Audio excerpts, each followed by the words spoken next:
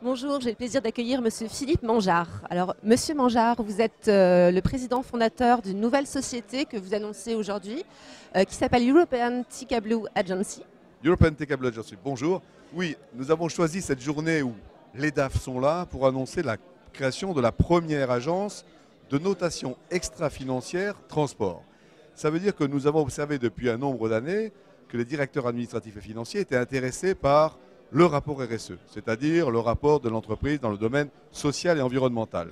Et dans le transport, il n'existait aucune méthode, aucune agence capable de noter correctement l'empreinte environnementale, d'une part des chargeurs, d'autre part de leurs partenaires, fournisseurs et clients. Il était temps, nous l'avons fait, nous avons lancé cette opération le 20 décembre l'année dernière.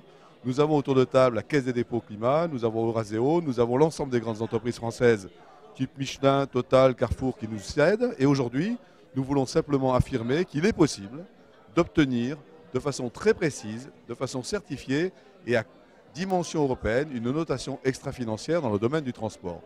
Pourquoi European Ticablu Agency? Parce que European comme Europe, TK comme tonne-kilomètre.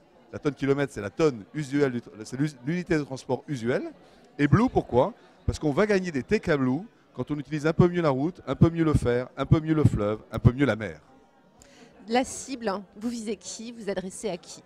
On s'adresse principalement aux entreprises soucieuses de leur image d'éco-responsabilité. Aujourd'hui, nous avons beaucoup d'entreprises qui regrettent de ne pas pouvoir se démarquer de leurs concurrents sur cette dimension importante à leurs yeux, c'est-à-dire l'empreinte environnementale, alors que leurs concurrents, toujours à la chasse de prix ou je ne sais quoi, font un peu n'importe quoi. Il n'existait pas d'outils permettant de se mesurer. Je reprendrai la parole de M. Roberto Canevari, qui est quand même le patron monde de Carrefour, qui a félicité la création de cette agence en disant « Enfin, nous, Carrefour, qui faisons beaucoup d'efforts pour réduire notre empreinte environnementale du transport, et c'est important chez Carrefour, ben nous allons pouvoir être mesurés, comparés à nos honorables concurrents et démontrer, et c'est important pour M. Canevari, que Carrefour fait partie des meilleurs. » Donc c'est un outil, on le voit, très concret, aux applications que tout le monde comprendra. Vos objectifs, c'est quoi dans les, je ne sais pas, 2-3 ans à venir? L'objectif, déjà cette fin d'année, nous souhaitons ouvrir 5 bureaux en Europe, c'est-à-dire être présent pays par pays avec une agence responsable localement des critères d'appréciation de ces impacts environnementaux. Et à horizon 3 ans, être présent raisonnablement au moins dans tous les pays d'Europe et certainement, parce que nous avons eu des échanges en ce sens, en Chine, aux États-Unis, au Brésil, où d'ores et déjà notre démarche de mesure de l'empreinte environnementale du transport est appréciée.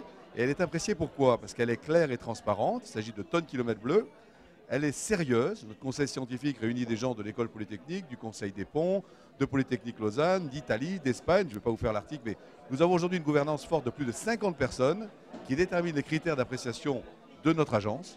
Et c'est ça qui fait son sérieux, c'est ça qui fait sa transparence, et j'en suis sûr, c'est ça qui fera son succès. On vous le souhaite en tout cas. Merci beaucoup. Monsieur.